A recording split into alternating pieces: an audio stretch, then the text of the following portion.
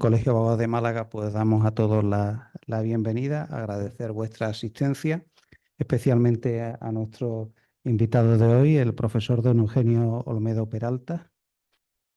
Como todos sabemos, es profesor de la Universidad de Málaga, doctor en Derecho, también profesor titular de Derecho Mercantil, magistrado, suplente como él ha puesto, pero la verdad es que es magistrado, sus méritos le avalan para ser magistrado, su reconocida competencia le avala y ahí está. Y también es presidente de la Real Academia de Defensa de la Competencia, una asociación, Estado de profesores, ¿no? De profesores, y es decir, sus temas, sobre todo especializados en derecho mercantil, son defensa de la competencia y propiedad industrial.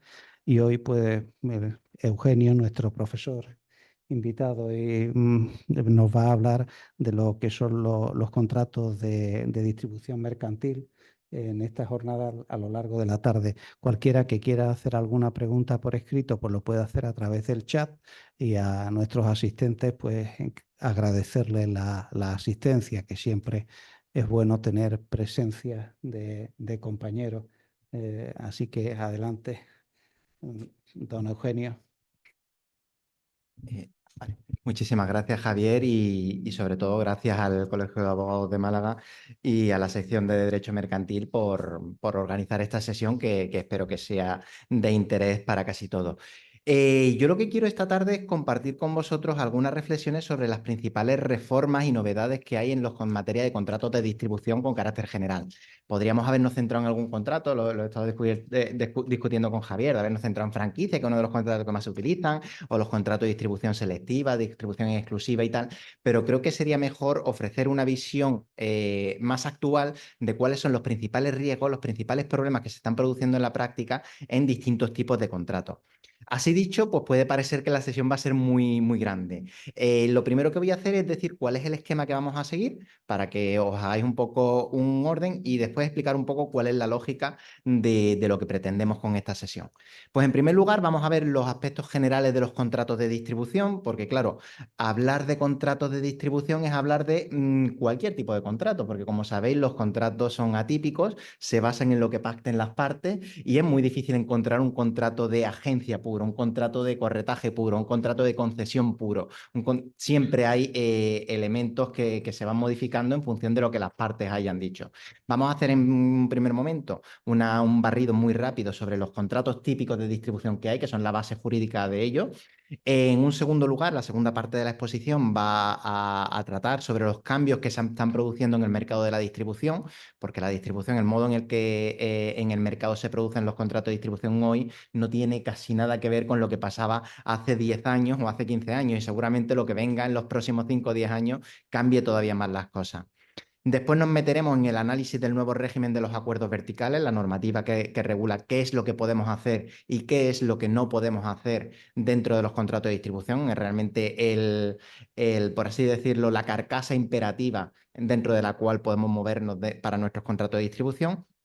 Y finalmente vamos a concluir analizando algunas de las cláusulas o de las prácticas más conflictivas en la práctica actualmente con los contratos de distribución. Y vamos a ver, por ejemplo, las cláusulas de paridad que están dando muchísima controversia últimamente, las prácticas de autopreferenciación o self-preferencing que también están dando muchos problemas y que son las que todavía no queda claro cómo se van a aplicar. Y todas ellas son vigentes de casi cualquier tipo de contrato de distribución. Entonces, empezamos la primera parte, que serían los aspectos generales de los contratos de distribución. En esta primera parte voy a ir un poco más rápido porque no estamos en una clase de derecho mercantil de la carrera. Todos conocemos perfectamente los contratos de distribución y simplemente voy a llamar la atención sobre varios aspectos.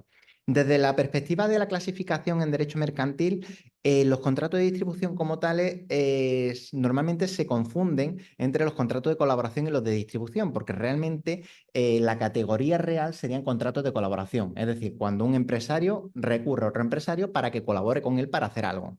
Cuando esa colaboración que le presta el empresario consiste en la distribución y la promoción de los productos y servicios que nosotros estamos prestando, estamos ante un contrato de distribución. Pero existen otras formas de contrato de colaboración, como el leasing, por ejemplo, los contratos financieros, tercero, el renting, el forfaiting, el confirming. Hay muchísimos contratos de colaboración, además de los de distribución. Y los contratos de distribución puros, pues los que conocemos, los típicos, el de agencia, el de concesión y la franquicia, que son los que tienen un poco más de soporte legal, y el abanderamiento, que también sería otro contrato que se da bastante en la práctica. Todos estos contratos, tanto los de colaboración como los de distribución como subcategoría dentro de los contratos de colaboración, consisten en una prestación de hacer. Lo que estamos haciendo es que un empresario recurre a otro para que haga algo a su favor, que preste un servicio, realice una actividad o promueva la venta de sus productos o servicios. Se trata de contratos interempresariales en los que las dos partes suelen ser empresarios y se pueden instrumentar de distintas formas. ¿Por qué digo esto? A ver, porque la colaboración entre empresarios, bueno, o entre sujetos se puede producir de distintas formas. La primera forma, cuando uno de los sujetos no es empresario, es simplemente mediante el contrato laboral. Mediante un contrato laboral, ya sea un contrato de trabajo normal o un contrato laboral de alta dirección, en el fondo el empresario utiliza a otra persona, el apoyo de otra persona para llevar a cabo su actividad. Y luego los contratos de distribución y de colaboración se pueden diferenciar en dos grandes categorías en función de cuál es el contenido de la prestación. En primer lugar, los contratos que suponen un arrendamiento de servicio y por otro lado, los contratos que suponen un arrendamiento de obra.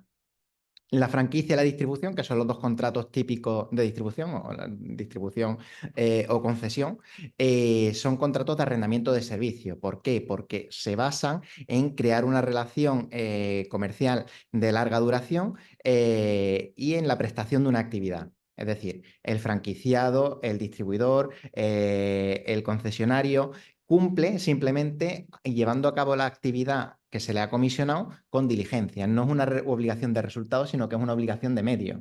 Por tanto, no nos comprometemos a vender una determinada cantidad de productos o a realizar alguna actividad concreta. En estos contratos, los contratos basados en arrendamiento de servicios, el riesgo lo asume el empresario que arrienda. ¿Por qué? Porque si no se lleva a cabo la operación o no se consigue el éxito económico que nosotros pretendemos, el que sufre la pérdida es el empresario arrendador. Por otro lado, tenemos los contratos que se basan en arrendamiento de obra y aquí lo clave es que lo que asume el arrendatario es una obligación de resultado. Tenemos que cumplir en un determinado modo para conseguir un determinado objetivo. Y solamente cuando se produce ese resultado es cuando hemos cumplido con el contrato y cuando surge normalmente el derecho a la retribución. Por tanto, el riesgo a que se cumpla o no se cumpla el objetivo del contrato es asumido por el arrendatario y no por el arrendador. A ver, va un poco lento el... Ahora. El problema que tenemos, como ocurre en muchas categorías de contratos, es cómo deslindamos los contratos unos de otros. Hemos dicho que hay distintas categorías de contrato de colaboración, distintas categorías de contrato de distribución, pero no existe ningún contrato completamente puro, porque luego a través del clausulado vamos pervirtiendo la categoría arquetípica de contrato. Por tanto, de cara a calificar un contrato, nosotros tenemos que estar a cuál es el contenido que realmente hemos pactado y cuáles son las obligaciones que asumen las partes. Nosotros podemos celebrar un contrato, llamarlo de franquicia, que si las obligaciones que asumen las partes no son las propias de un contrato de franquicia, eso no va a ser un contrato de franquicia, por mucho que nominalmente le hayamos puesto ese nombre. Y eso es lo que en la práctica de estos contratos genera más problemas, sobre todo con contratos que llamamos contrato de agencia y que luego son de concesión o contratos de comisión. Hay mucha problemática por el hecho de intentar encorsetarlo dentro de una tipología. ¿Qué base normativa sólida tenemos? Pues sabemos ya que en los contratos de distribución son contratos que se caracterizan por su gran carácter atípico. Solamente tenemos dos contratos con una regulación más o menos completa en nuestro sistema, que sería el contrato de comisión mercantil, que como sabéis está en el Código de Comercio, en los artículos 244 y siguientes, una regulación bastante antigua, y un poco más moderno, del año 92, bueno, un poco más moderno relativamente, la regulación del contrato de agencia, que son los dos contratos que vamos a utilizar normalmente como base para cubrir las carencias de lo que no hayamos puesto en los contratos. Pero ¿qué ocurre? Que a efectos de sistemática sí nos puede servir un gran esfuerzo que hizo el legislador en el año 2013 con la propuesta de Código Mercantil. Como saben ustedes, en el año 2013 se publicó por el Ministerio de Justicia un anteproyecto de propuesta de nuevo Código Mercantil con la que actualizábamos el Código de Comercio y aquí sí se daba un tratamiento más digno, más adecuado a los contratos de colaboración y a los contratos de distribución. Aquí. Aquí tienen ustedes el esquema de cómo trataba la propuesta de Código Mercantil del 2013 a estos contratos. Le dedicaba el libro quinto, se dedicaba a los contratos mercantiles en particular, y dentro de este libro quinto, el título cuarto se refería a los contratos de colaboración. Y dentro de los contratos de colaboración, un primer capítulo para el contrato de comisión, el contrato base, por así llamarlo. El capítulo segundo se dedica al contrato de agencia, que básicamente venía a recoger y modernizar un poco la ley del contrato de agencia. Y el capítulo tercero sí se refería a los contratos de distribución propiamente dichos. Incluía en las secciones de la primera a la tercera y la quinta una serie de disposiciones generales sobre cómo se celebra el contrato, la conclusión, el contenido, la extinción, y una sección cuarta con disposiciones especiales para algunas formas contractuales. Y lo interesante de esta propuesta es que era bastante moderna porque atendía a la realidad de la práctica y no a una terminología. Y así hablaba de los contratos de concesión como de venta exclusiva, el contrato de distribución selectiva, porque en el fondo lo que nos interesa es ver cómo se han establecido las relaciones jurídicas, y al contrato de franquicia le daba por fin un régimen jurídico más allá de la jurisprudencia, que es de lo que tiramos normalmente. Y luego se regulaban también otros contratos de colaboración y distribución, como el contrato estimatorio, que se utiliza mucho en la práctica, el contrato de mediación o corretaje, admisión a subasta pública y el contrato de participación. La verdad que en la propuesta de Código Mercantil hacía una regulación bastante acertada de los contratos, y en particular de los contratos de colaboración. Vamos a hacer un barrido rápido sobre los contratos que nos afectan, empezando por el contrato de comisión. Y el contrato de comisión, la primera reflexión que tenemos que hacer es que, por así decirlo, está un poco de capa caída en la actualidad. ¿Por qué? Porque los empresarios están teniendo una tendencia a crear sus propias redes de distribución. Y claro, la comisión realmente es un mandato por el cual un empresario le pide a otro que haga algo en su nombre. Es un arrendamiento de obra, y claro, realizar un contrato en concreto en mi nombre pues no resulta muy útil. Se tiende a utilizar más a agentes o crear propias redes comerciales propias o concesionarios que hacen una relación contractual bastante más larga. Y realmente la comisión se viene a limitar solamente a relaciones que no tienen que ver con el núcleo principal de la actividad del empresario. Cualquier cosa incidental que tenga que ver con la actividad del empresario es donde se utiliza este contrato.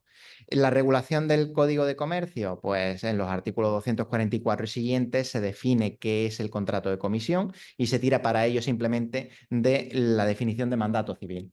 Se dice que se reputará como comisión mercantil al mandato cuando uno de los empresarios sea comerciante, o sea, cuando una de las partes sea comerciante y el contenido sea un acto u operación de comercio. En la propuesta de Código Mercantil que acabamos de mencionar del año 2013, se da una definición un poco más sólida del contrato de comisión, y se dice que la comisión es el mandato para realizar actividades a las que se refiere el artículo 001.2 de este código, es decir, actividades mercantiles, actividades comerciales, conferido a una persona denominada comitente a otra denominada comisionista que se dedica profesionalmente a ello. Como digo, el contrato de comisión es un contrato de arrendamiento de obra que tiene por objeto solamente una única prestación. No sé por qué no va. Ay. Por el cual el comitente le da un mandato al comisionista para que lleve a cabo una actividad mercantil, dedicándose el comisionista de forma profesional a ello. Es un contrato cuyo contenido es un mandato, su objeto es realizar actividades mercantiles. El ámbito subjetivo, lo que se requiere por el Código de Comercio es que al menos una de las dos partes sea empresario, porque si no estaríamos ante un mandato civil y se aplicaría la normativa del contrato mercantil. Y es un contrato de carácter puntual, no se establece una relación a largo plazo, sino que el mandato se limita a la realización, a la ejecución de un acto concreto. Un contrato consensual, bilateral y naturalmente oneroso, a diferencia de lo que ocurre en el mandato civil. Como saben, el mandato civil es un contrato estrictamente gratuito, mientras que la comisión mercantil se presume onerosa. Y sobre los modos de actuar el comisionista, el Código de Comercio permite dos tipos de comisiones: cuando el comisionista contrata en nombre propio o cuando el comisionista contrata con el tercero en nombre y por cuenta del comitente. Segundo contrato que vamos a ver, me van a disculpar que vaya por esta parte un poco más rápido, pero simplemente es por refrescar conceptos, y lo que me interesa va a ser lo que venga detrás. El siguiente contrato es el contrato de mediación o corretaje, que es un contrato atípico que no viene regulado ni en el Código de Civil ni en el Código de Comercio, aunque sí hay alguna regulación sobre determinados tipos concretos de mediación, como por ejemplo la mediación en determinados sectores, la mediación de seguros o la mediación en el ámbito inmobiliario, que sí tienen una regulación. El corredor o mediador simplemente es una persona, un empresario que se encarga de buscar a un tercero que pueda estar interesado en suscribir con nosotros una determinada relación. Entonces, el mediador intermedia, como su propio nombre indica, entre el cliente y un tercero al que busca, para que el cliente celebre directamente el contrato con el tercero. Aquí es importante ver que, a diferencia de lo que ocurría con la comisión, el mediador nunca contrata en propio nombre, sino que lo que se encarga es de acercar a las dos partes, acercar al cliente con el tercero. Y claro, dado que permite acercar al cliente con el tercero, se permiten los encargos cruzados.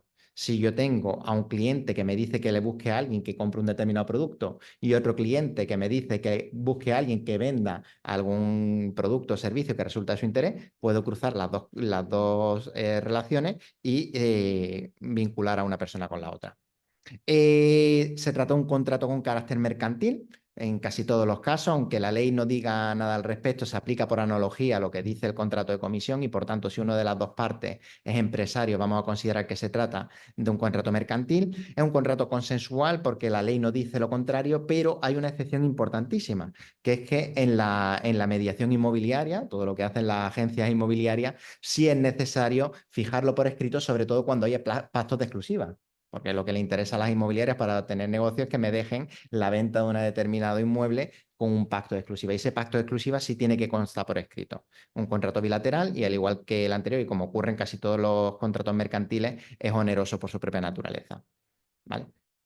Vamos a pasar un poco más. El contrato de agencia sería el siguiente contrato, y ya el contrato de agencia sí podemos definir que es un contrato propiamente de distribución. La comisión y la mediación pueden ser de colaboración o de distribución en función de cuál sea el contenido, mientras que el de agencia sí es propiamente un contrato de distribución porque su contenido suele ser la distribución de productos o servicios del empresario principal. Por suerte, el contrato de agencia sí está regulado, sí tiene una regulación positiva, la Ley 12 del año 1992, probablemente no porque el legislador español quisiera modernizar el contrato, sino porque había una directiva comunitaria que teníamos que transponer del año 1986 sobre agentes comerciales independientes, que fue la que obligó a que en España se aprobara la ley del contrato de agencia, que en el fondo nos sirve mucho porque es la base por la cual llenamos muchas lagunas en muchos contratos, incluso en el de franquicia, de lo que se tira muchas veces es de la base del contrato de agencia. Y la definición del contrato de agencia, vamos a tirar, si queréis, de la definición legal. Por el contrato de agencia, una persona natural o jurídica, denominada agente, se obliga frente a otra de manera continuada o estable, a cambio de una remuneración, a promover actos u operaciones de comercio por cuenta ajena o a promoverlo y concluirlo por cuenta y en nombre ajeno como intermediario independiente, sin asumir, salvo pacto en contrario, el riesgo y ventura de tales operaciones. Sobre todo esta última parte es interesante porque es donde se refleja que estamos ante un arrendamiento de servicio. Si no se concluye en contrato, yo tengo, el agente tiene que poner toda su diligencia y toda su actividad en intentar cumplir con el objetivo del contrato, pero si no se llega a buen puerto, si no se consigue la finalidad económica para la que se suscribió, pues no asume ninguna responsabilidad. Se trata de un contrato mercantil siempre, un contrato consensual que no requiere forma escrita, aunque la ley permite que las partes se obliguen a redactarlo por escrito. Establece una relación permanente entre las partes, a diferencia de lo que ocurre con la comisión o con la mediación, que se establecen solamente para un determinado negocio. Es remunerado. Si no se fija la remuneración, tendremos que estar a los usos comerciales de cada plaza. Y el agente siempre tiene que actuar por cuenta del principal. Y esta cuestión es importante porque hemos visto que en el contrato de mediación o corretaje se permite que el mediador cruce dos encargos, que una persona me ha hecho me ha comisionado una venta, otro me ha comisionado una compra, y puedo cruzar esos dos encargos. En cambio, en el agente no. El agente, para cumplir con la diligencia y la lealtad que se le exige con respecto al empresario principal, tiene que actuar siempre imparcialmente y solamente velar por los intereses de ese principal. Por eso no se permite que se crucen encargos. Y finalmente, último contrato que vamos a repasar así de una forma quizá un poco atropellada, es el contrato de concesión, al que últimamente, siempre se le ha llamado contrato de concesión, pero últimamente estamos tendiendo más a llamarlo contrato de distribución comercial porque es el que realmente sirve de base a la distribución. Este contrato, pese a utilizarse muchísimo en la práctica, se trata... Es que no sé si... Me está dando un poco. A ver si sí que fuera algo de pilas y con esto fuéramos más rápido, pero bueno. Y el problema que tenemos con el contrato de concesión es que es un contrato atípico, pese a que se utiliza muchísimo en la práctica. La ventaja que tenemos es que ha habido muchísima casuística, que es un contrato que da bastante problema en la práctica y que la jurisprudencia viene a rellenar la carencia o los fallos que nos están dando. En este contrato tenemos igualmente dos partes: el concesionario, que actúa en nombre y por cuenta propia y que adquiere el derecho a revender los productos del empresario principal, que se llama concedente.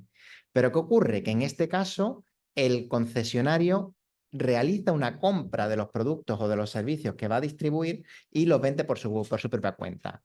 El concedente, el principal, establece las condiciones y realiza la supervisión de cómo se va a llevar a cabo esta actividad. ¿Vale? Entonces, hay una compraventa entre concedente y concesionario y el concesionario tiene que encargarse de distribuir los productos y los servicios del concedente en las condiciones que el concedente haya dicho. Es un contrato no tipificado, un contrato atípico, un contrato de distribución, y ahora vamos a ver que hay distintas formas de configurar este contrato de distribución, y es un contrato cuya parte más problemática es que se trata de un acuerdo vertical y que puede generar problemas de competencia, porque normalmente cuando un empresario utiliza a un concesionario, le suele encargar o le suele conceder derechos de exclusiva, porque es donde tiene negocio el distribuidor, donde tiene negocio el concesionario. ¿Qué diferencias tenemos entre este contrato y los contratos anteriores que nos permita caracterizarlo? Pues en primer lugar, yo destacaría que hay una compraventa en firme entre el concedente y el concesionario. El concesionario compra una serie de productos, tiene una obligación también de almacenar un determinado stock y se encarga de venderlo. Además, el concedente lleva a cabo un control, y en este sentido se parece mucho a la franquicia, que vamos a entrar posteriormente en ella, en que el concedente supervisa completamente la actividad del concesionario, porque realmente el modo en el que se distribuye el producto o servicio va a repercutir en la propia repercusión, en la propia imagen de marca, en el propio valor de la empresa del concedente. El concesionario se integra en la red del principal y se forma así una forma de red de distribución. Es un contrato típico de rastro sucesivo, un arrendamiento de servicios que tiene una duración prolongada en el tiempo, y si no se fijara lo contrario, se presume que la duración del contrato de comisión de concesión es de 2 años y se basa en una relación personal, en un intuito personal. Es importante la persona del concesionario para el concedente y tiene que reunir una serie de requisitos. ¿Qué obligaciones? Bueno, el caso típico lo tienen en la imagen, en el concesionario de coches, que quizá sea el ejemplo más claro de cómo funciona este contrato y la supervisión y la tarea de control que lleva a cabo el concedente sobre el concesionario. ¿Qué obligaciones asume el concesionario? Pues en primer lugar, tiene que dedicarse a revender los productos del concedente y a comprar una serie de cantidades mínimas. Con lo de las cantidades mínimas hay muchísima litigiosidad. ¿Por qué? Porque en puridad no se nos puede obligar a adquirir una serie de cantidades mínimas del producto que vamos a distribuir, pero en la mayoría de los contratos de concesión, el concedente obliga al concesionario a adquirir un número mínimo de compras, a realizar un número mínimo de compras. Lo que sí se puede establecer es una obligación de volumen de almacenamiento mínimo, es decir, un estocaje mínimo, y que por lo menos tengas una determinada variedad, una determinada cartera de productos para ofrecerlo a los clientes. Por ejemplo, en el caso de un concesionario, si yo voy a comprar una determinada marca de coche, pues evidentemente tengo que tener determinados modelos. A lo mejor no tengo que tener 4 de un determinado modelo, pero sí tengo que tener al menos un vehículo de cada modelo. Los gastos de recepción de la mercancía corren a cuenta del concesionario. El concesionario asume también un servicio de postventa y normalmente en muchos contratos el concesionario le concede también una exclusiva al concedente, de tal modo que si yo soy el concesionario que me encargo de distribuir los productos de una determinada marca, de una determinada empresa, normalmente suscribo con el concedente que él va a ser el único proveedor de los productos que yo venda. Por eso, salvo en los multimarcas, no es bastante frecuente encontrar un concesionario que distribuya productos de más de un empresario.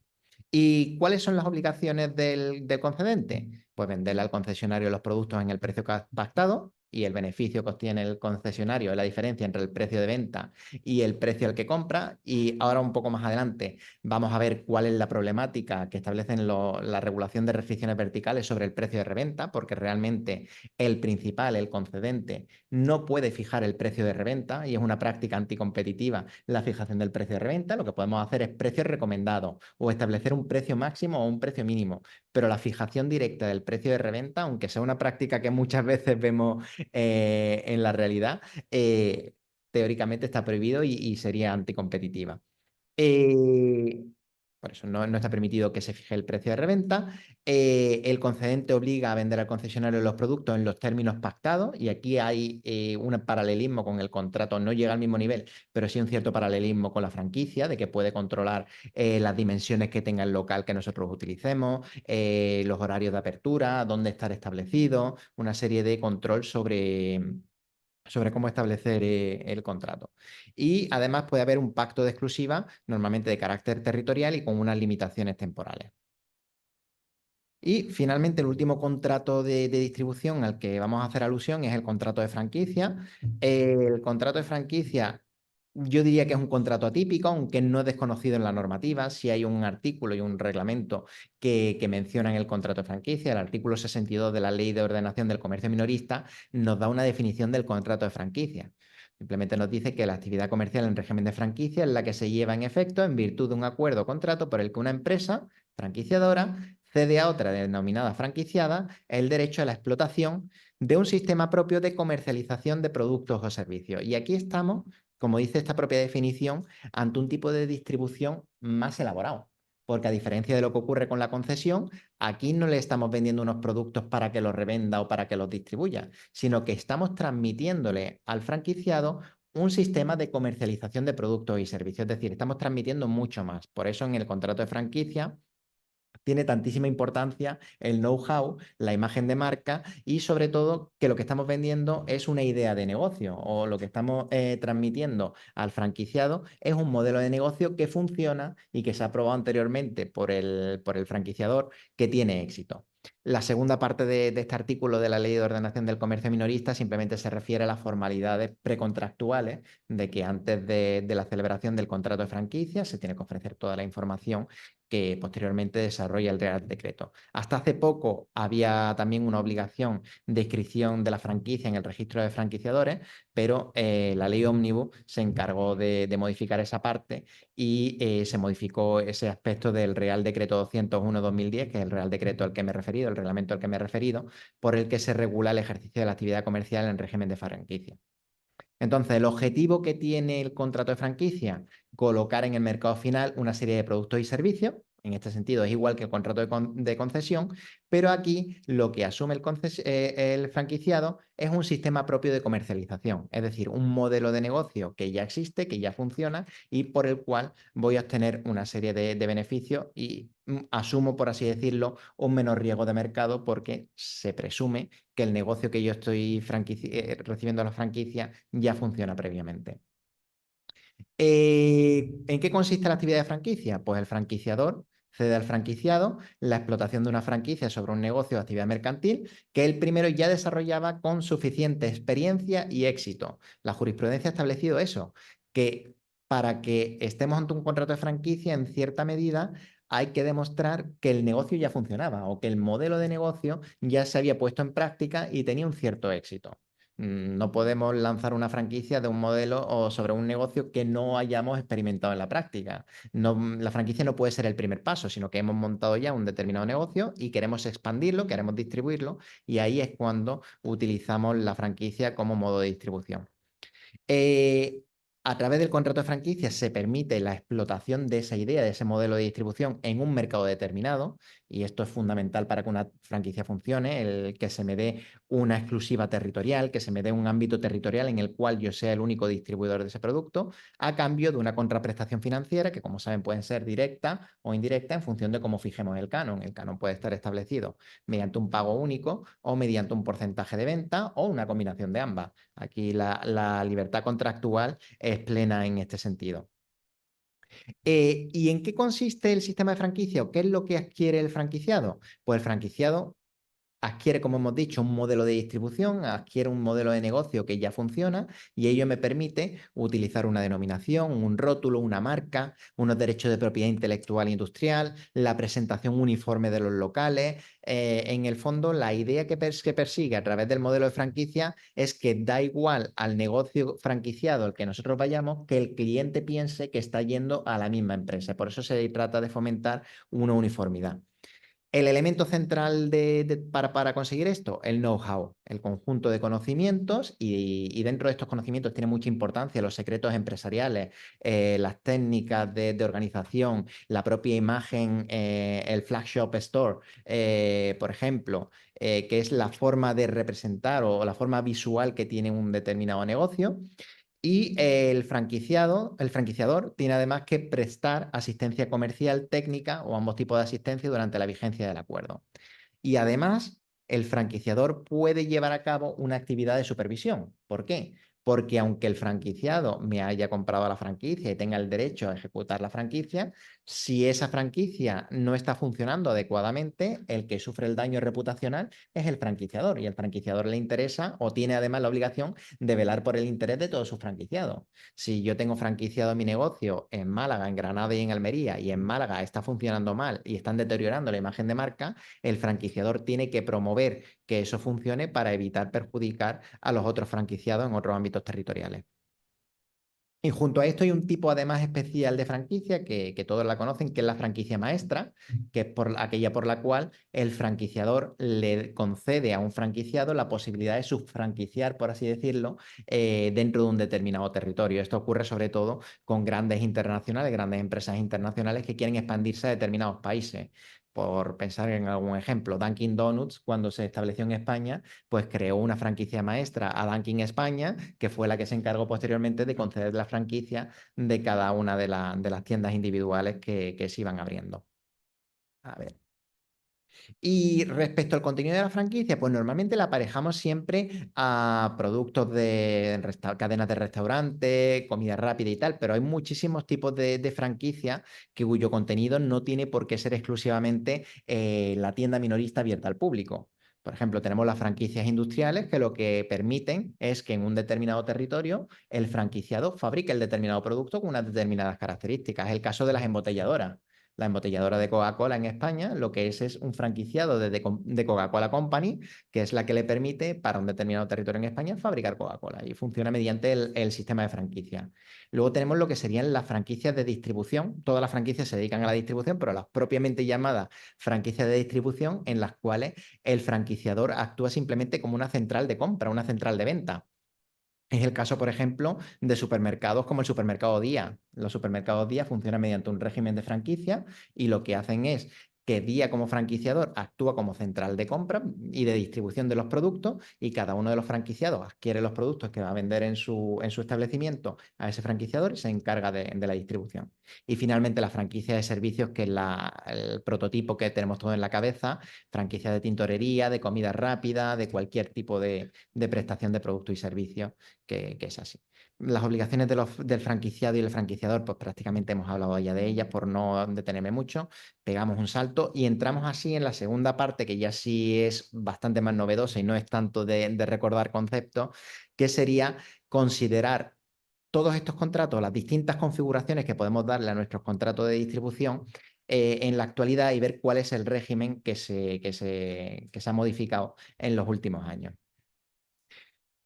En lugar de hablar de contratos de distribución, desde una perspectiva económica, nos gusta hablar un poco más de acuerdos verticales. Un acuerdo vertical es cualquier tipo de acuerdo o práctica concertada entre empresarios que se encuentran en distintos niveles de la cadena de producción y distribución. Por ejemplo, entre el fabricante, el distribuidor y el distribuidor minorista. Puede haber distintos eslabones y todos los acuerdos que se celebren entre empresarios que no son competidores directos, pero que forman parte de la misma cadena de valor de un producto o servicio, se considera un acuerdo vertical. Por coger el ejemplo de la franquicia, la relación que hay entre el franquiciador y el franquiciado es una relación vertical, un acuerdo vertical de distribución. La relación que hay entre el fabricante de coches, que además es el concedente, y el concesionario es un acuerdo vertical. Así conseguimos unificar terminológicamente todos los contratos de distribución a los efectos que a nosotros nos interesan ahora. Los contratos de distribución, los acuerdos verticales, pues nos dan muchísimas ventajas. ¿Por qué? Porque cuanto más sólidos sean, cuanto más concretos sean, nos permiten ser más eficaces en la distribución y en la promoción de nuestros productos y servicios. Nos permiten coordinar mejor las empresas que participan, reducir costes de transacción, optimizar los niveles de venta y de compra y de inversión. Es decir, un empresario solo actualmente no puede hacerlo todo en la cadena y tiene que entrar en relaciones verticales para conseguir llegar a un mayor público posible, que es lo que nos interesa. Pero ¿qué ocurre? Que para que el modelo funcione, normalmente vamos a establecer una serie de cláusulas que pueden provocar el efecto de limitar la competencia. Y ahí tenemos la carcasa exterior, como yo digo, o la parte imperativa de estos contratos. Claro, nosotros hemos visto el régimen legal de comisión, de agencia, de concesión, de franquicia, y como en cualquier contrato, sobre todo en el ámbito mercantil, rige el principio de libertad de pacto. Las partes podrán establecer los pactos, cláusulas y condiciones que estimen convenientes siempre que no sean contrarios a la ley, la moral y el orden público. Y aquí tenemos el problema del orden público, que el orden público, aunque nos suene un concepto muy genérico, en materia económica es el orden público económico, y el orden público económico es la protección de las reglas del mercado, y entre esas reglas del mercado, las reglas de competencia. Entonces, nosotros en nuestros acuerdos verticales vamos a poder establecer los pactos, cláusulas y condiciones que nosotros queramos, siempre y cuando no restrinjan de una forma injustificada la competencia ni el correcto funcionamiento del mercado. Y aquí va a ser donde tengamos la normativa imperativa exterior a los contratos de distribución. Hemos dejado de hablar de contrato de comisión, de franquicia y tal, y hemos hablado de acuerdos verticales. Pues bien, dentro de estos acuerdos verticales, y lo que vamos a decir ahora es predicable para cualquier forma que nosotros le demos a nuestro contrato, vamos a diferenciar distintos tipos de distribución. La distribución selectiva, la distribución exclusiva y la distribución dual, que es como en la práctica o desde la perspectiva económica vamos a ver estos contratos. Un sistema de distribución selectiva es aquel por el cual el principal le concede la posibilidad de distribuir sus productos a los distribuidores, pero solamente a aquellos distribuidores que haya seleccionado basándose en unos criterios objetivos. Es decir, yo quiero distribuir mis productos, pero no cualquier distribuidor va a poder distribuir mis productos, sino que voy a establecer una serie de parámetros y criterios para elegir quién puede distribuir mis productos y cuáles no. Esto es muy típico en los productos de lujo, en los productos de moda, en los cuales me interesa mucho la imagen de quién vaya a distribuir mi producto. Piensen, por ejemplo, ustedes que somos una marca de moda que se dedica a la alta costura. Pues evidentemente queremos que nuestras prendas se vendan en un establecimiento que tenga una atmósfera de lujo, que tenga una cierta apariencia de lujo para proteger un poco la imagen de marca.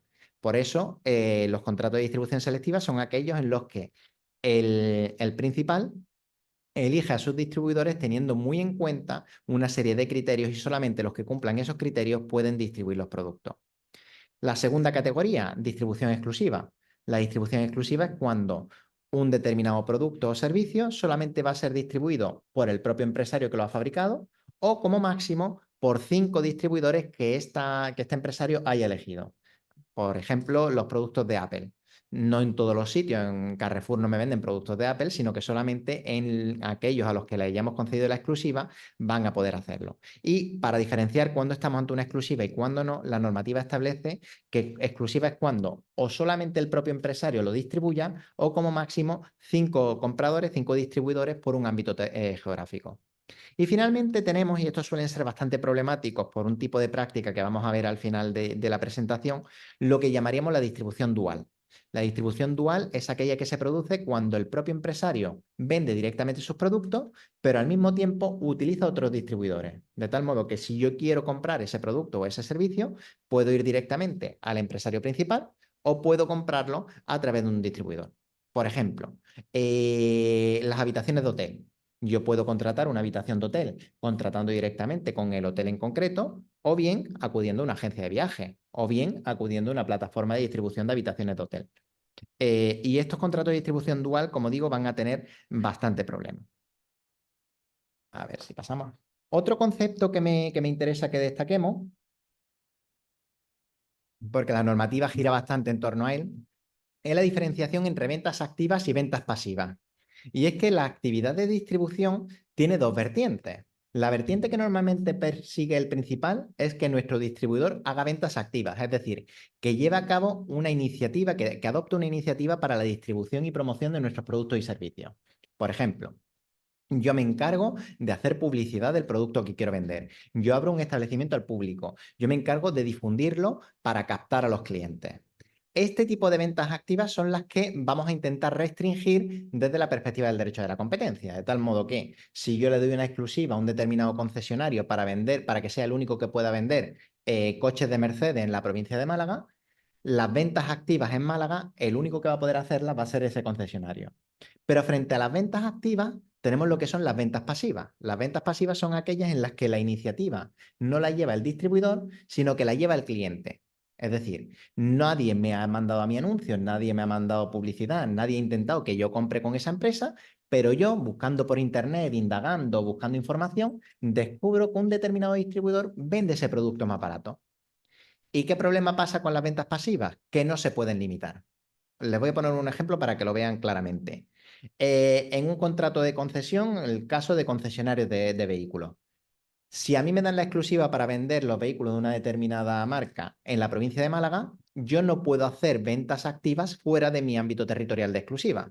En cambio, si me viene un comprador que es de la provincia de Guadalajara y quiere comprarme un coche a mí que lo vendo en Málaga, eso sería una venta pasiva porque yo no he llevado a cabo una iniciativa para vendérselo a ellos. Y estas ventas pasivas no van a poder ser limitadas.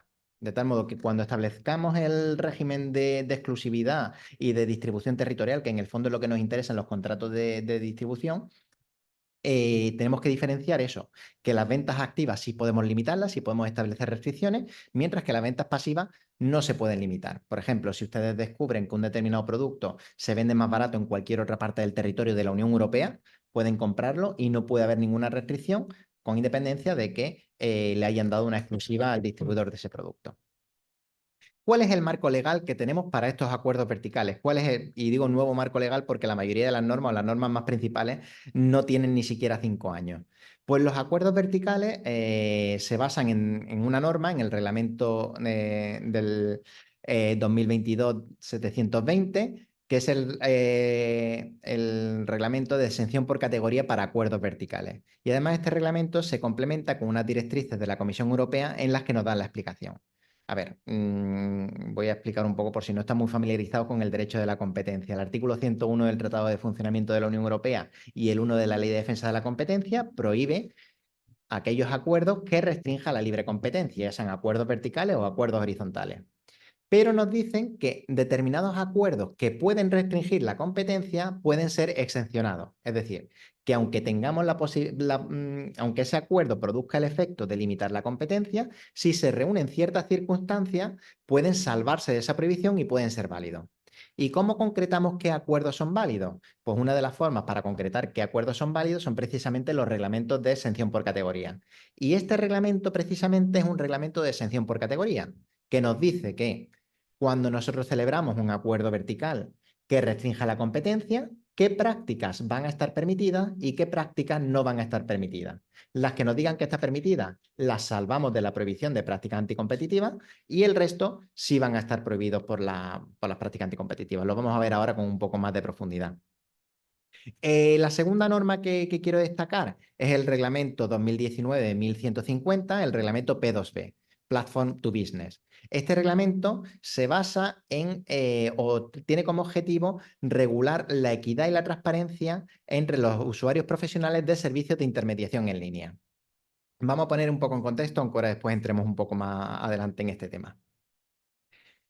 Ha habido una transformación importantísima en la distribución de los contratos de distribución, en todos los contratos de distribución, por las cuales el papel central lo han empezado a asumir grandes distribuidoras, sobre todo cuando se trata de plataformas.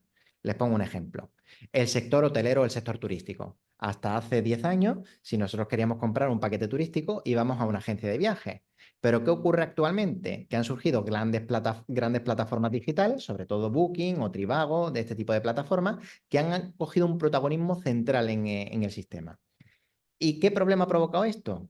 que anteriormente las relaciones que se entablaban entre la compañía aérea y la agencia de viaje, o entre los hoteles y la agencia de viaje, eran unas relaciones más o menos horizontales, porque los dos eran empresarios y podían negociar las condiciones de su contratación. Pero ¿qué ha ocurrido ahora? Que como estas plataformas han crecido tanto y tienen tantísimo poder, hay un desequilibrio de las posiciones negociadoras. Nosotros no podemos negociar con Booking, Booking es un gigante y Booking acaba imponiendo condiciones al principal para la distribución de sus productos. Y se ha invertido un poco el juego, de tal modo que si normalmente o en la arquitectura tradicional de las relaciones de distribución el principal es el que mandaba y el distribuidor acataba sus órdenes, ahora ocurre totalmente lo contrario. Si yo distribuyo mis productos a través de una plataforma como Booking, por ejemplo, tengo que acatar las reglas de juego que me pone Booking para que distribuya mis productos.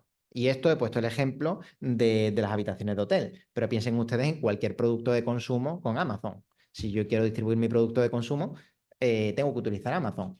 O seguimos con ejemplos que además están dando muchísima problemática en la práctica y los pobres desarrolladores nos están pidiendo mucha ayuda a los abogados. Los desarrolladores de aplicaciones para teléfonos móviles o software realmente tienen que cumplir las condiciones que les viene imponiendo App Store si lo distribuyen en iOS o Play Store si lo distribuyen en un sistema de Android. Y ahí las condiciones de distribución han cambiado y para eso se aprobó este reglamento. Ahora después incidiremos un poquillo más sobre eso. Y en esta distribución sobre plataformas digitales o sobre la base de plataformas digitales tiene también mucha importancia el reglamento 2022-1925, el reglamento de mercados digitales y el reglamento de servicios digitales también del año 2022. Como ven, la norma más antigua de las que he mencionado es del año 2019, por lo que el sistema ha cambiado totalmente, pero porque lo que se ha provocado realmente es un cambio radical en el modelo de distribución. Hasta ahora teníamos lo que he dicho, la arquitectura típica era que el principal mandaba y decidía cómo se producía la distribución y ahora se ha producido todo lo contrario. Los distribuidores han crecido, han aprovechado mucho las economías de escala y alcance, han aprovechado mucho las posibilidades que da la digitalización, la posibilidad de llegar a una mayor cantidad de usuarios finales y eso les ha dado poder. Ha cambiado totalmente la estructura de la relación, pero las normas jurídicas que teníamos venían siendo las mismas. ¿Y ahora qué ocurre? Que ante ese desequilibrio del negociador, la plataforma o el distribuidor es el que puede imponer una serie de condiciones al principal o a la empresa que quiere distribuir sus productos. Además, se ha desmaterializado muchos de los productos que se distribuyen. A modo de ejemplo, antes queríamos ver una película y comprábamos esa película o comprábamos ese DVD y actualmente utilizamos plataformas de distribución de contenidos digitales. Pues la industria audiovisual depende totalmente de estas plataformas para conseguir el éxito de su negocio. Y además de eso, se produce la siguiente dinámica, que es que hay en cada sector o en distintos sectores, hay grandes plataformas que se encargan y que monopolizan, aunque la palabra no sería monopolio porque no sería propiamente un monopolio, pero que sí concentran la mayor parte de distribución de los productos y hay unos grandes obstáculos para que surjan plataformas alternativas. Y las propias plataformas dominantes llevan a cabo determinados pactos y determinadas actividades, lo vamos a ver un poco más adelante, para impedir que surja un rival, que alguien pueda competir conmigo en este mercado. Vamos a empezar por la primera de estas normas y ver cuál es el régimen de las restricciones verticales a la competencia que establece este reglamento de exención por categoría. Pues bien, el reglamento de exención por categoría de acuerdos verticales, el reglamento que hemos mencionado antes, el 2022-720, nos dice que no van a limitar la competencia en los acuerdos verticales siempre y cuando se reúnan dos requisitos, un requisito positivo y un requisito negativo. El requisito positivo, que la cuota de mercado del proveedor y la cuota de mercado del comprador sean inferiores al 30% del total de mercado en sus mercados de referencia. Es decir, que el proveedor no represente más del 30% de la provisión del producto que sea, habitaciones de hotel o vehículos o lo que sea, y que el comprador no acapare más del 30% del mercado de compra de ese producto. Y un segundo requisito que es el realmente interesante, el requisito negativo, que el acuerdo no contenga lo que se llaman restricciones especialmente graves. Entonces, una vez que hemos visto que las cuotas de mercado son bastante altas, un 30%, salvo que seamos un gran gigante, no vamos a cubrirla, ¿cuáles son esas restricciones especialmente graves que son las insalvables? Es decir, ¿qué tipo de pactos jamás vamos a poder establecer en nuestros contratos de distribución? Pues vienen en el artículo 3º del reglamento y vamos a diferenciar seis casos, los tengo desordenados, pero porque a efectos didácticos creo que es un poco más claro. La primera restricción que nunca podemos establecer en nuestros acuerdos de distribución. No se puede limitar que el comprador determine el precio de venta del producto. Es decir, el concedente no puede imponerle al concesionario a qué precio tiene que vender el producto o a qué precio tiene que vender el producto. Excepción, sí puede haber precios de venta máximo, precios de venta mínimo o precio de venta recomendado, pero siempre la fijación final del precio al que vas a revender el producto tiene que ser elegido o tiene que ser determinado por el distribuidor. ¿Para qué? Para permitir que entre los distribuidores sí haya competencia. Es decir, que no sea totalmente una situación totalmente plana. Segunda restricción que se establece.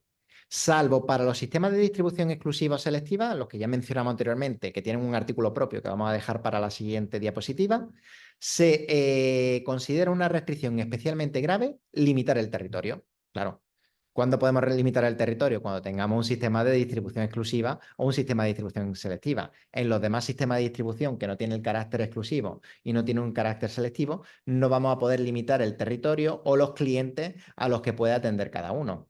Tan grave es decir que un determinado distribuidor se va a centrar en el territorio de una provincia, como decir que un determinado distribuidor va a venderle a los compradores que sean administraciones públicas, otro le va a vender a las grandes empresas y otro al consumidor final. Igual de segmentación de mercado se da en un caso que en el otro. Y hay una serie de excepciones. Sí se pueden restringir las ventas activas a un grupo de clientes que se reserven en el caso de distribución exclusiva. Es decir, si establecemos un sistema de distribución exclusiva y como máximo hay 5 distribuidores en exclusiva, sí podemos repartirnos el territorio. También se permiten la restricción de ventas activas o pasivas a distribuidores no autorizados, el ejemplo anterior que he mencionado antes. Imaginen que nosotros somos una empresa que se dedica a fabricar textiles de lujo, ropa de lujo, y nosotros tenemos un sistema de distribución selectiva por el cual solamente en establecimientos de un cierto nivel y un cierto nivel o una cierta apariencia vamos a permitir que se distribuyan nuestros productos. Nosotros sí podemos impedir a nuestros distribuidores que vendan esos productos a otros distribuidores que no reúnan esas condiciones para distribuirlos. Sí se puede restringir el lugar de establecimiento del comprador, es decir, que pueda estar en un determinado territorio o en otro, o que tenga que tener algunas determinadas características. Podemos restringir las ventas activas o pasivas a usuarios finales por un comprador que opere al por mayor y podemos restringir la venta de componentes para ser utilizados en productos rivales. Imaginen, por ejemplo, que si yo soy el distribuidor, yo qué sé, de un componente para fabricar otro producto, sí puedo limitar que no se le venda mi componente a la empresa de la competencia para que lo incorpore a su producto, porque sí puedo decidir cómo se va a establecer. Siguiente restricción especialmente grave que nunca podemos hacer. No podemos impedir el uso de Internet. Cualquier distribuidor puede crear su propia página web, puede crear su propio portal web para distribuir los productos y perjuicios. Lo que sí se puede imponer en esta restricción de Internet es ciertas restricciones de venta en línea. Por ejemplo, que si lo vas a vender en línea tengas que cumplir determinados requisitos o tengas que cumplir determinadas condiciones de calidad o que tengas que reunir determinadas cuestiones. O restricciones en la publicidad que hagamos online. Vale, puedes crear tu propia página web en la que vendas mi producto, aunque esté fuera de tu ámbito territorial y tal, pero no puedes promocionarlo a través de anuncios en Internet o a través de banners o a través de cualquier tipo de forma. Y también se considera una restricción especialmente grave la restricción entre el proveedor de componentes para su utilización como recambio por otros fabricantes. ¿Vale? Restricciones especialmente graves, segunda parte. Y aquí me interesa porque nos vamos a centrar en las restricciones que se pueden poner en los contratos de distribución exclusiva y en los contratos de distribución selectiva. Distribución exclusiva, recuerden, es aquella en la que solamente el empresario distribuye el producto o le concede la posibilidad de distribuir el producto como máximo a 5 distribuidores, no más de 5.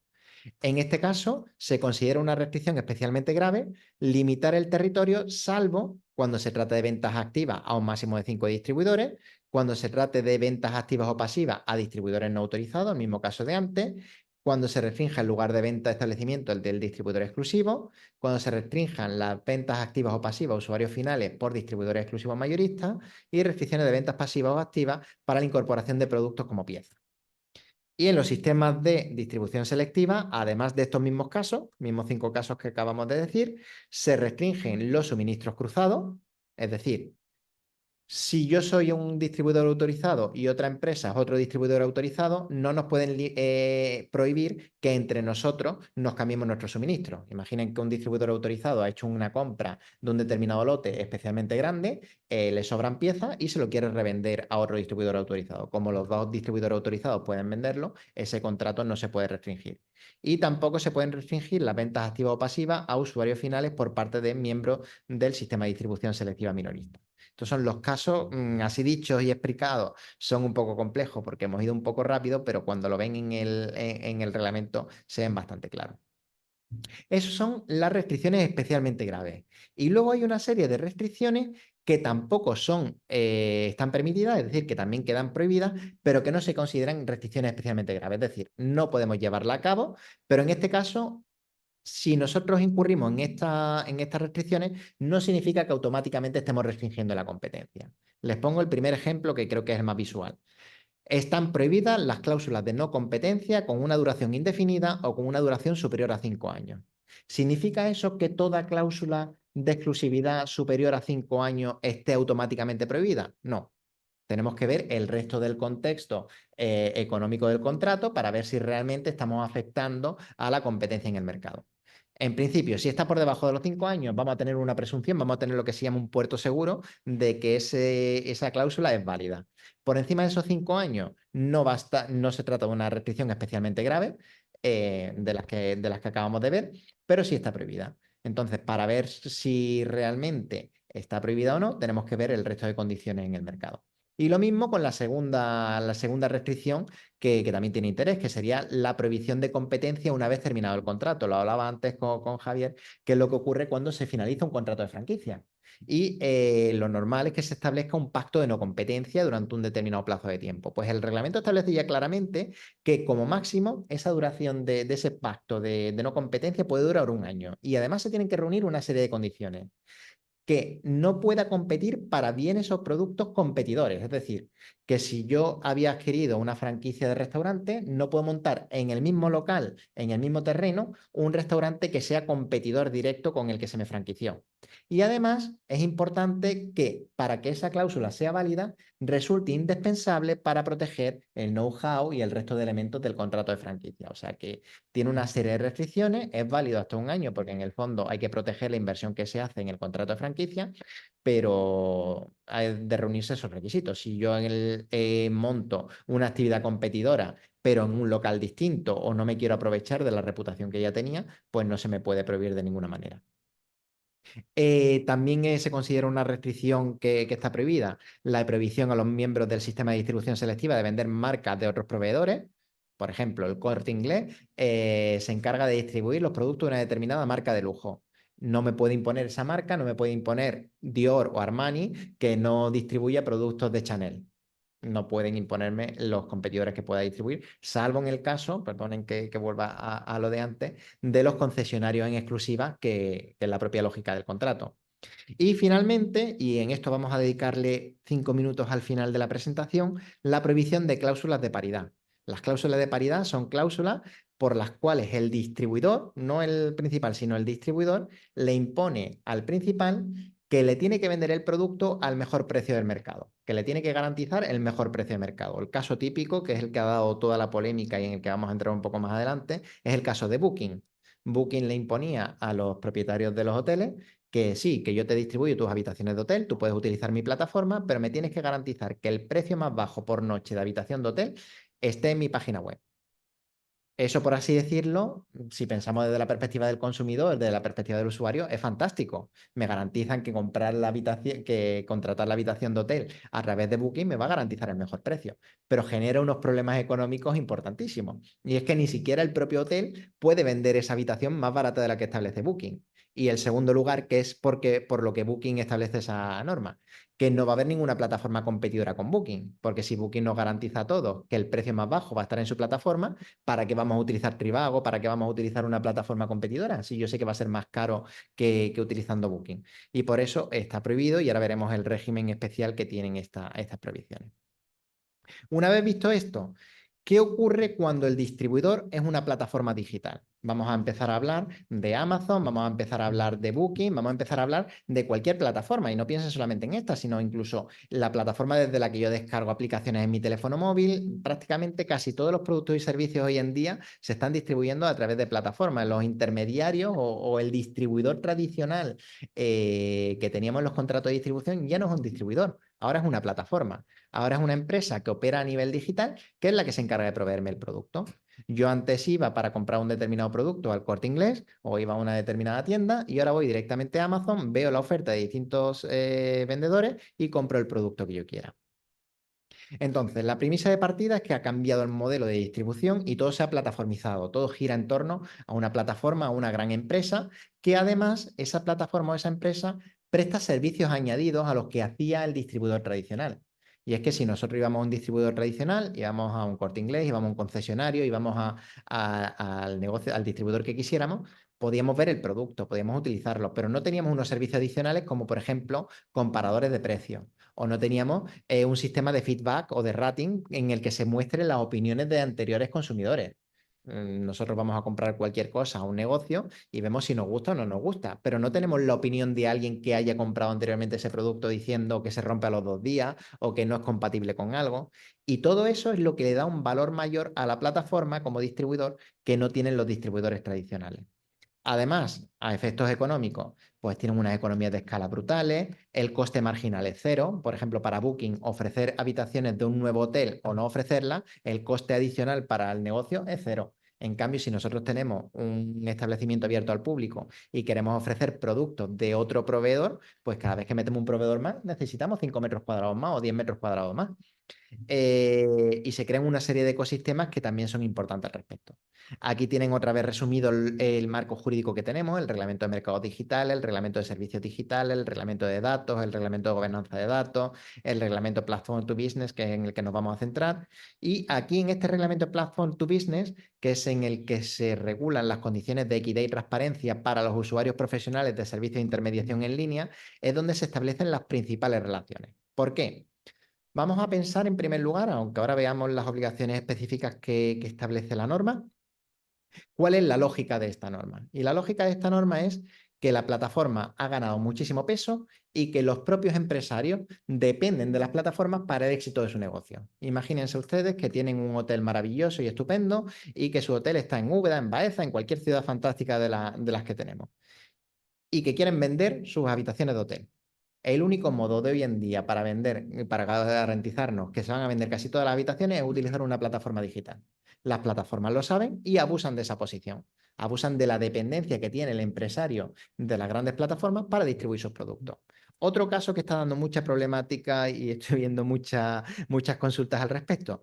Un informático que desarrolla una aplicación para teléfono móvil y quiere que esa aplicación esté disponible para todos nosotros. La única forma que tienen de distribuirla es llegando a un acuerdo con Apple o con Android para venderla a través de sus tiendas de aplicaciones. Y las condiciones que nos imponen estas plataformas en sus servicios pueden llegar a ser leoninas y pueden ser muy abusivas. Pues para tratar de evitar estas conductas desleales, se dictó este reglamento que van a ver ahora cuáles son las características que tienen. Voy a pasar un poco porque creo que me estoy quedando casi sin tiempo. La base de todo esto es un ilícito que ya teníamos en nuestra normativa, en nuestra ley de competencia desleal. Siempre hemos tenido el artículo 16 que regula la explotación de dependencia económica. Es decir, cuando un determinado empresario depende de otro económicamente para el éxito de su negocio, se encuentra en una situación de dependencia económica. Y si las condiciones que me impone ese empresario son especialmente graves, pues voy a poder demandarlo por deslealtad. El caso típico, el agricultor que tiene una determinada cantidad de un determinado producto perecedero, tenemos no sé cuántos kilos de naranjas perecederas que se van a caducar y la única forma que yo tengo de venderla es entrando en un contrato con un supermercado, con una cadena de supermercado. La cadena de supermercado abusa que yo estoy en una situación de dependencia económica, que el producto es perecedero y me impone una serie de condiciones abusivas.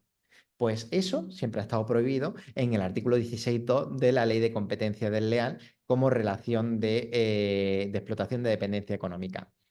En este caso se dice, a diferencia de la defensa de la competencia, que en competencia desleal hay un poder de mercado relativo. Y es que no es que mi contraparte tenga un poder de mercado absoluto y sea el más fuerte para todos, sino que para mí es un contratante obligatorio.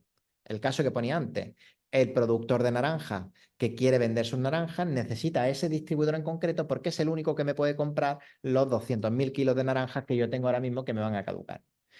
¿Significa eso que el distribuidor tiene un poder de mercado absoluto en todo el mercado? No, pero para mí es el único contratante que puedo utilizar. Lo mismo ocurre, por ejemplo, con las plataformas digitales. Yo soy un hotel, quiero vender mis habitaciones de hotel y tengo muchas vías para distribuirlas, tengo muchos distribuidores a los que puedo recurrir. ¿Significa eso que Booking tiene posición de dominio en todo el mercado? No, pero para mí recurrir a Booking resulta esencial para poder llegar al consumidor final. Y eso es lo que trata de atacar esta regulación. Como digo, ya se regulaba anteriormente en el artículo 16 de la Ley de Competencia Desleal, que dice textualmente que se reputa desleal la explotación por parte de una empresa de la situación de dependencia económica en que puedan encontrarse sus empresas clientes o proveedoras, en nuestro caso proveedoras, que no dispongan de alternativa equivalente para el ejercicio de su actividad. Y ahora, segunda parte. Esta situación se presumirá cuando el proveedor, además de descuentos o condiciones habituales, deba conceder a su cliente de forma regular otras ventajas adicionales que no se conceden a compradores similares. ¿Vale? En otros países, como ocurre por ejemplo en Alemania, a mí me gusta mucho el parágrafo 20 de la GBB alemana, sí lo regula como un ilícito de defensa de la competencia y, por tanto, la Comisión Nacional de los Mercados y la Competencia Alemana, la Bundeskartellamt, sí puede perseguir estas conductas, pero en España no. En España lo tenemos la Ley de Competencia Desleal y, por tanto, será una práctica de deslealtad y somos nosotros los que tenemos que ir al juez para pedir su validez. Entonces, ¿el objetivo que persigue esta norma? Tratar de reequilibrar las relaciones. Es decir, que la plataforma no sea la que domine y la que nos imponga una serie de condiciones abusivas a la hora de distribuir nuestra habitación de hotel. Que la plataforma no sea la que nos ponga unas condiciones abusivas a la hora de distribuir nuestra aplicación que hemos creado para los teléfonos móviles. O que Amazon no nos ponga unas condiciones abusivas para vender nuestros productos que queremos distribuir. ¿En qué consisten en concreto? Voy a pasar un poco más las obligaciones que impone este reglamento. Pues en primer lugar, impone obligaciones concretas en lo que respecta a la clasificación de los resultados de búsqueda. Y ustedes saben que cuando vamos a una plataforma, sea del tipo que sea, me aparecen los distintos resultados de búsqueda siguiendo un orden que ellos mismos establecen. Imagínense que buscamos hoteles en Las Palmas de Gran Canaria. Y el orden en el que aparecen los resultados de búsqueda va a ser distinto y va a ser determinado por la plataforma. Además, con el siguiente efecto, que es que si me salen a lo mejor 8 páginas de resultados, está comprobado estadísticamente que el consumidor se va a quedar con los resultados de la primera o de la primera y segunda página. Todo lo que hay a partir de la tercera a la cuarta página es como si no existiera. Por tanto, a la hora de clasificar los resultados de búsqueda de estas plataformas, se tiene que indicar de forma clara en las condiciones generales cuáles son los parámetros que se van a utilizar y cuáles son los motivos, de tal modo que la plataforma no pueda manipular influyendo en el posicionamiento de cada empresa.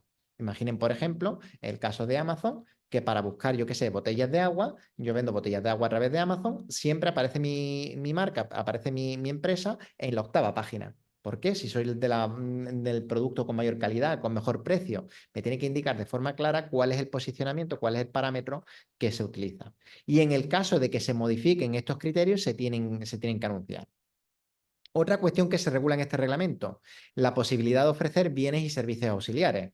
El caso de que ya he contratado un determinado producto y ahora me intentan vender un producto vinculado. Pues en este caso igualmente se tiene que indicar en las condiciones generales de la distribución cuáles son esos productos y en qué condiciones y ver si se trata de eso, ¿no? de una práctica vinculada. También hay una regulación específica sobre el tratamiento diferenciado que tienen determinados productos y aquí tiene especial relevancia una conducta que entraremos al final en un minutito, que es el self-preferencing. Y es que muchas veces estas propias plataformas tratan de primar sus propios productos. A modo de ejemplo, cuando nosotros buscamos un altavoz inteligente en Amazon, siempre te va a ofrecer como primer resultado de búsqueda Alexa. Y ahora, claro, ¿esto es algo nuevo? ¿Esto es algo que no existía? No, los propios supermercados, cuando nosotros vamos al supermercado, en el lineal que aparece en la altura de nuestro ojo está siempre la marca del propio supermercado, la marca que quiere promocionar el supermercado o la que tiene más visibilidad. Pero ¿qué ocurre? Que eso en las plataformas digitales no es así. Y en las plataformas digitales está demostrado que si los productos de la propia plataforma son los que primero aparecen y aparecen con un lugar destacado y aparecen a lo mejor con otro color o con un sombreado, eso genera problemas económicos. También ocurre, por ejemplo, esta captura creo que es de Airbnb con los superhosts. Es decir, la posibilidad que tienen también determinados empresarios de que en la distribución de sus productos se premie y aparezcan más destacados mediante un pago o mediante alguna condición distinta.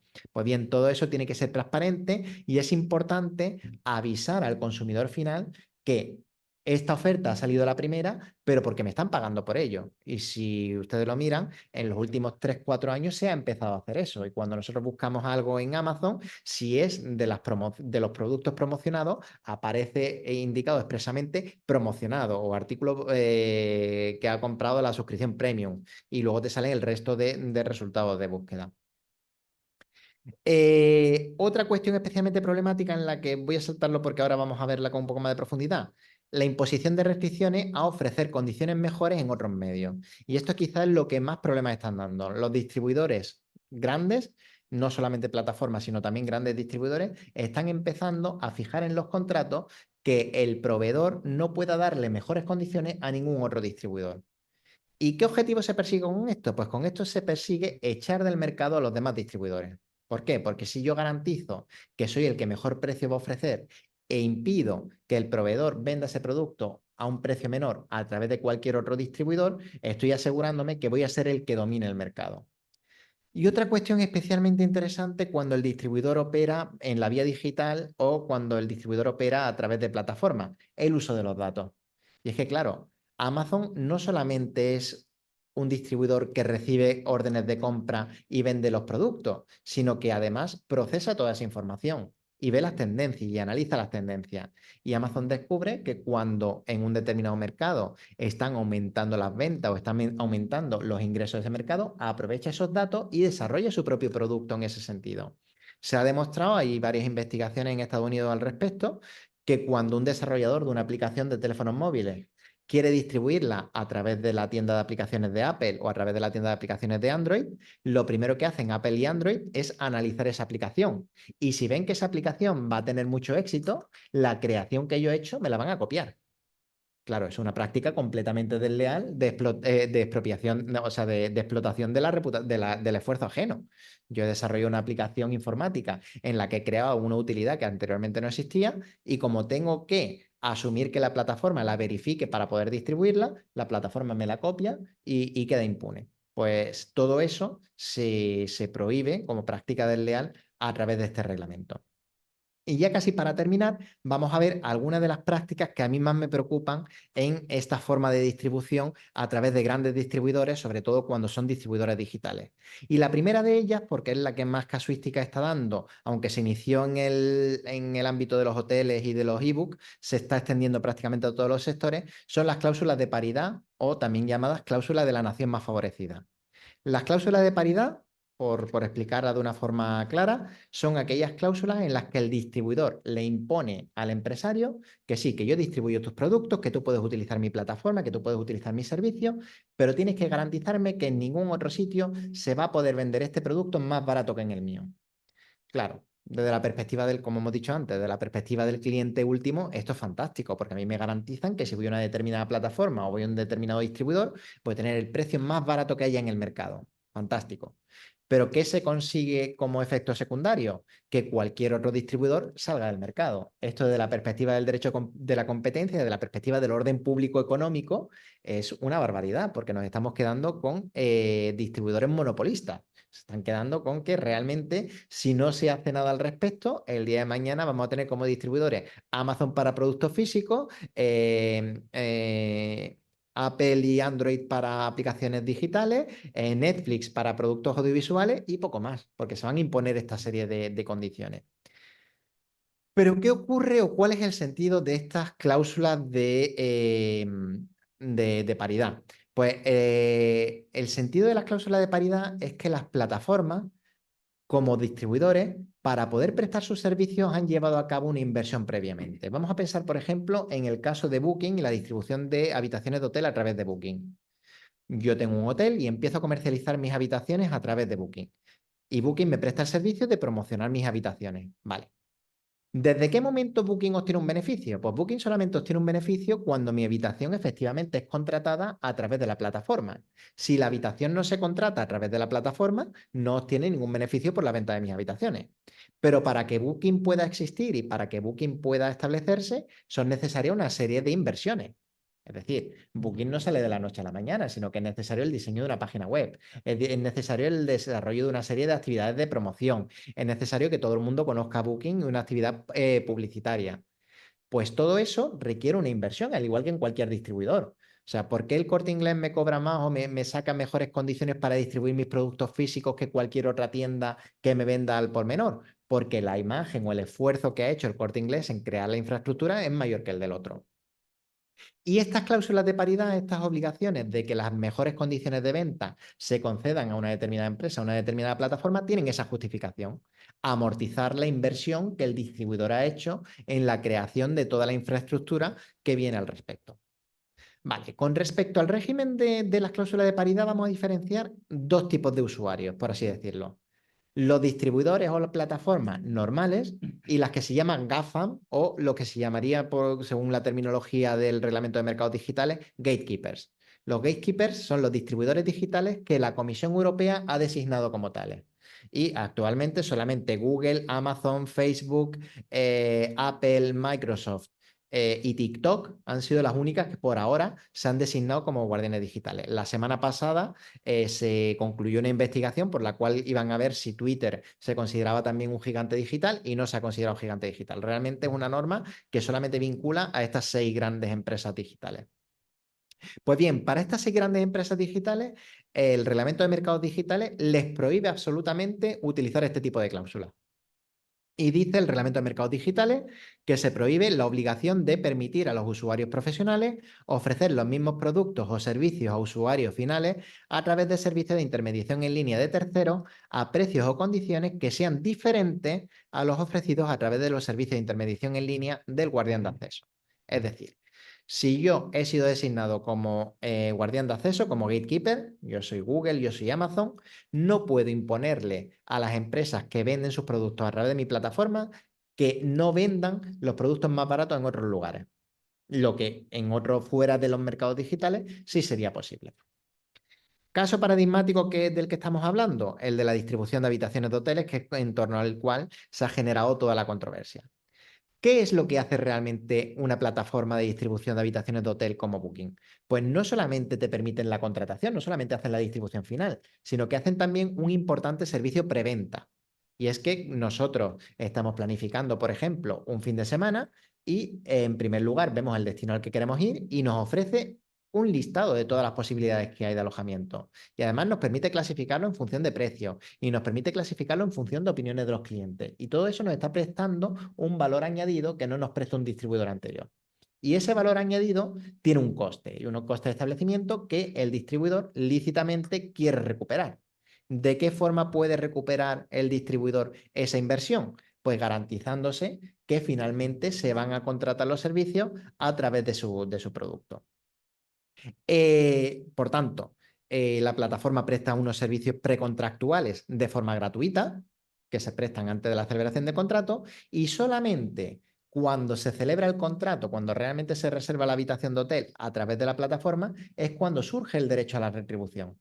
Entonces, todos los gastos, toda la inversión que ha hecho Booking, que ha hecho Amazon con ese proveedor antes de la celebración del contrato, si finalmente no se celebra el contrato, no obtiene retribución. ¿Y cuál es la lógica económica realmente de estas cláusulas? Pues de una forma muy gráfica se dice que su finalidad es evitar el parasitismo o el free riding. ¿En qué consiste el parasitismo? Pues lo que todos los que somos un poco pícaros hemos hecho alguna vez si no están estas cláusulas. Yo busco el mejor hotel, busco el hotel más barato, veo cuál es el más barato, cuál es el que me gusta, y en vez de contratarlo a través de Booking, una vez que lo tengo localizado, busco por fuera cuál es la dirección de ese hotel o de ese servicio y lo contrato directamente. ¿Qué consigo con esto? Evitar la intermediación del distribuidor. Como suelen ser con canales de venta o canales de distribución dual, voy directamente al proveedor y lo consigo más barato. Pero ¿qué pasa? Que si hago eso, ¿dónde queda el negocio de Booking? ¿Dónde queda el negocio de la plataforma? ¿Qué estamos haciendo? ¿Invirtiendo dinero en desarrollar una plataforma, gastando dinero en un canal de distribución para que luego hagamos el bypass y vayamos a contratar directamente con el proveedor saltando esto? Pues esa es la lógica que tiene esta cláusula. Claro, si pensamos en esa lógica, esta cláusula es válida. A ver, ¿qué distribuidor va a hacer una inversión importantísima? ¿Va a montar una plataforma? ¿Va a prestar un servicio preventa? ¿Va a darnos toda la información si luego no puede garantizarse quedarse con la comisión? Pues seríamos estúpidos, ¿no? Montando completamente este servicio. Y por eso no está tan claro que se tengan que prohibir absolutamente estas cláusulas. Y de hecho, estas cláusulas para el mayor número posible de distribuidores, para el mayor número posible de comercializadores van a ser válidas. Es totalmente lícito que tú a mí que si yo soy tu principal distribuidor, tú me garantices que yo voy a ser el que tenga los precios más bajos, el que tenga las mejores condiciones, porque voy a hacer una inversión en distribuir tus productos que tengo que monetizar. ¿Qué pasa cuando esta plataforma es especialmente grande? Cuando se ha convertido en un Booking, cuando se ha convertido en un Amazon, cuando se ha convertido en un Apple. Pues que las condiciones no son iguales. Y que si yo impongo estas condiciones, voy a impedir que surjan distribuidores alternativos. Y por eso, en este caso, ha quedado prohibido. Y la plataforma, o sea, la presentación la voy a distribuir para que tengan acceso a ella, pero como veo que nos estamos quedando casi sin tiempo, voy a pasar a la última cláusula. Con esto dejamos las cláusulas de paridad porque darían para una sesión entera. Voy a pasar a la siguiente conducta que me resulta interesante. Aquí vienen totalmente explicadas, que son las prácticas de autopreferenciación. La autopreferenciación o self-preferencing es también una conducta que hacen los distribuidores para premiar o fomentar que se contrate sobre todo los productos o servicios que ellos mismos producen o que produce un proveedor privilegiado. Es decir, nos colocan estas plataformas un determinado producto como el producto estrella al que premian sobre todo. ¿Y cómo lo premian? Pues estableciéndolo como mejor resultado cuando hacemos una búsqueda o dándoles mayores datos o mejor acceso a ese producto, aplicando condiciones comerciales más favorables, integrando los productos. Por ejemplo, yo quiero premiar mi producto y para eso hago que mi ecosistema solamente funcione con mi propio producto. Eso, por ejemplo, lo hacen mucho plataformas como Apple, que hace que si no compras el producto que es de su marca, no puedes acceder a toda la funcionalidad de ese producto o restringir a terceros que puedan acceder a mis funcionalidades. Es decir, establecer una serie de límites con el objetivo de fomentar la distribución de estos productos y servicios. Cuando la plataforma que impone esas restricciones es una plataforma digital de las que hemos llamado gatekeepers o guardianes de acceso, Booking, Amazon, Facebook y tal, no pueden, o se establece la prohibición de que no puede tratar de forma más favorable a sus propios productos ni en la clasificación, ni en las funciones, ni en el rastreo, de ninguna manera. ¿Vale? Y es una de las cláusulas que en la distribución actualmente, sobre todo en mercados digitales, están dando más problemas. Aquí les he traído los 5 casos últimos más importantes que la Comisión Europea ha abierto, 3 contra Google, 1 contra Apple y otro contra Amazon, sobre cómo están aprovechando la posición de dominio que tienen en un determinado mercado para utilizarlo. A modo de ejemplo, Apple permite a través de su tienda de aplicaciones distribuir las aplicaciones que ha desarrollado cualquier otro desarrollador. Pero todos los pagos que se vayan a hacer a través de mi tienda de aplicaciones se tienen que canalizar a través de mi servicio de pagos. Y por mis servicios de pago yo cobro. Entonces estoy preferenciando un servicio adicional para distribuir tu producto. Y me estoy beneficiando de la distribución de tu producto para potenciar aún más otro servicio mío. Y como eso hay muchísimas prácticas cada vez más en estos mercados digitales. Y para terminar, les traía simplemente, por práctica personal, que he tenido muchas consultas sobre este tema, los problemas que se están generando actualmente en la distribución de aplicaciones de teléfonos móviles. Y es que piensen que hasta ahora venimos trabajando con clientes que son distribuidores o son fabricantes de productos físicos o de servicios, que tienen una cadena de restaurantes, que tienen un contrato de franquicia, que tienen productos físicos. Pero nuestros clientes de hoy en día y sobre todo en los próximos años van a ser más desarrolladores de aplicaciones, creadores de contenidos digitales que quieren vender sus productos. Y todo esto se canaliza a través de tiendas de aplicaciones en las cuales los grandes gigantes digitales como Apple y Android tienen un control exhaustivo. Y en este entorno es donde estas cláusulas de paridad, de autopreferenciación, de acaparamiento excesivo de datos, de parasitación del poder, se están fomentando muchísimo más. Aquí tienen simplemente un diagrama de lo complejo que son las relaciones que se establecen y la problemática que producen. Pero como no quiero robarle más tiempo y quiero que haya un poco de tiempo para las preguntas, como van a tener la presentación, yo lo dejaría aquí. Tienen mi correo electrónico y mi contacto tanto en Twitter como en LinkedIn o en cualquier modo para contactarme para posibles dudas y dejaríamos ahora, si queréis, un tiempo para debate.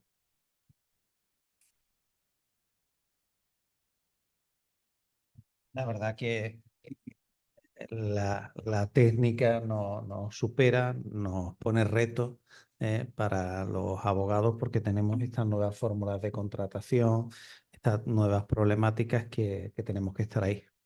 Si alguno quiere hacer alguna pregunta, estoy viendo que no tenemos preguntas en nuestro chat.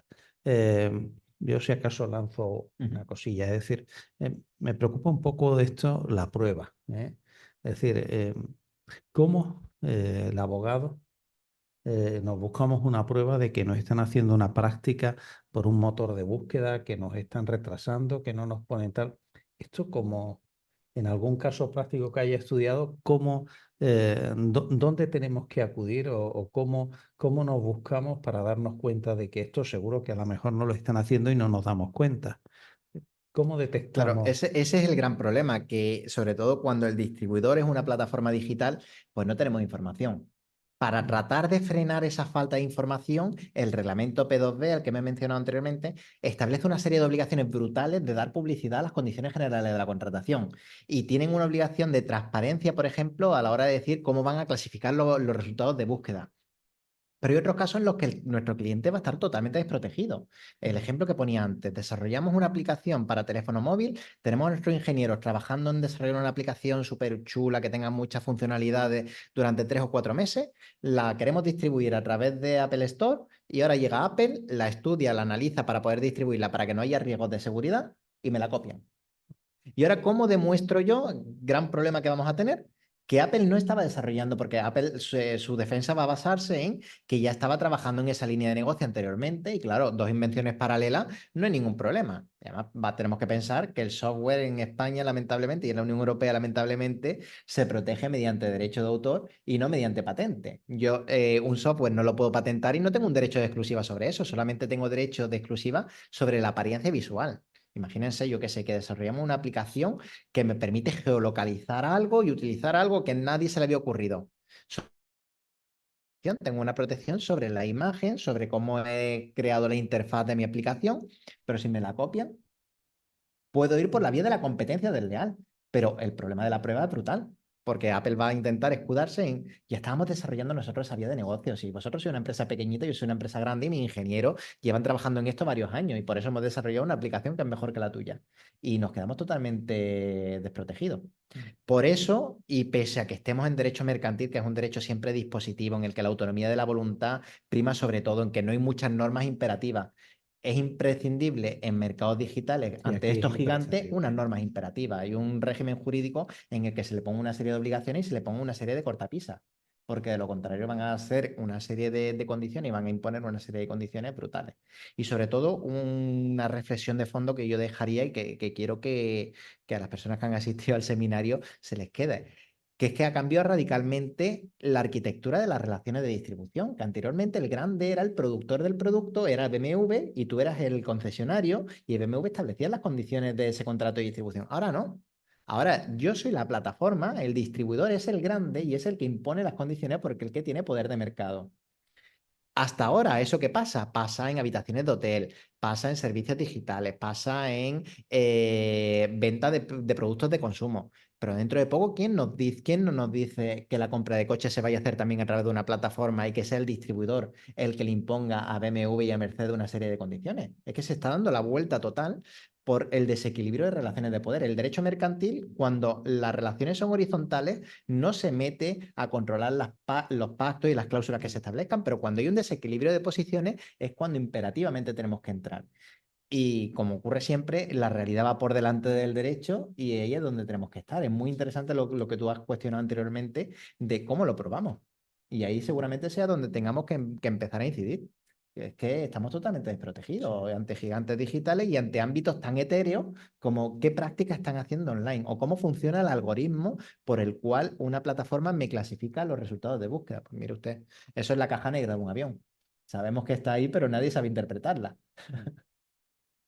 Es muy difícil.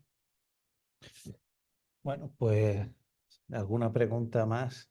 Los que tenemos asistentes, pues darte las gracias, No. que en el colegio aquí tienes tu casa, como abogado, como profesor de la universidad. Estamos encantados de recibirte y que aquí estamos desde la sección de Derecho Mercantil. Te lo agradecemos y queremos seguir contando contigo Perfecto. si estás a nuestra Sí, sí, por disposición. supuesto, yo estoy a disposición de todo. Como digo, voy a dejar la presentación porque en algunas partes he Muy querido ir un poco más agradecido. rápido por no aburrir demasiado ni reiterar mucho, pero si algún colegiado tiene alguna duda, cualquier cosa, tienen mi contacto y pueden Muy agradecido, contactar. pues gracias. Y vamos a cerrar. No tenemos ninguna pregunta de los compañeros. En nuestro chat no hay nada. Pues nada más. Muchas gracias. Gracias, profesor. Hasta luego.